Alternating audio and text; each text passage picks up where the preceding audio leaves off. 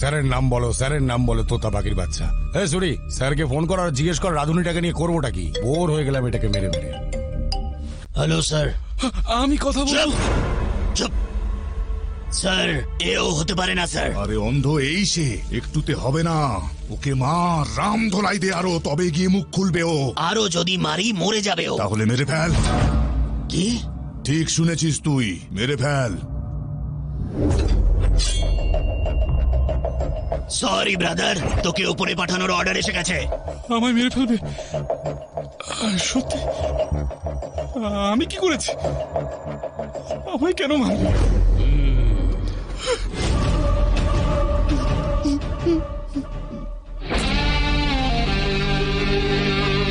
তোর সাথে কোনো শত্রুতা নেই ভাই, পাপি পেটের জন্য এসব করি। তুই সবজি কেটে কামাস আর আমি গলা কেটে, ব্যাস এইটুকুই তো তফাৎ। এই কোনো শেষ ইচ্ছে থাকলে বলে ফেল, বল।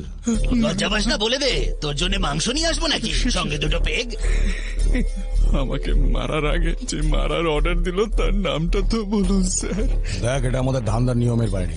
সুরি, গল্পটা শেষ কর ভাই। না দাদা, আমি আজ পর্যন্ত কোনো ব্রাহ্মণকে মারিনি। বেড়াল আর ব্রাহ্মণ এদের কখনোই মারতে নেই, মারলে নরকে জায়গা হয়, আমার ঠাকুমা বলতো। নে, এই কাজটা তুই কর।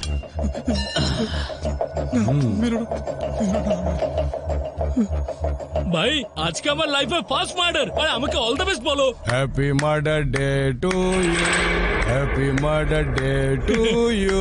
এই সবাই মিলে গা।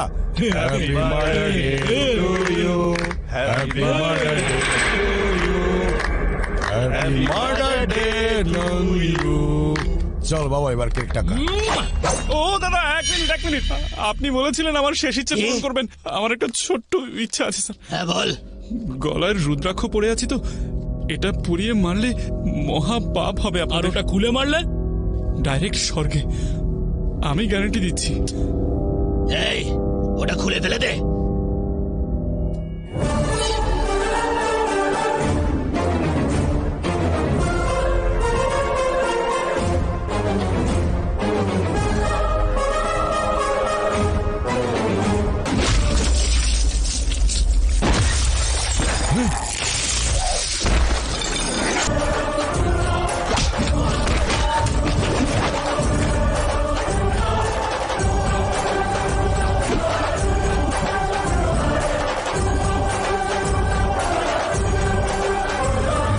প্লিজ দাদা, আপনাদের মালিকের নামটা বলুন না।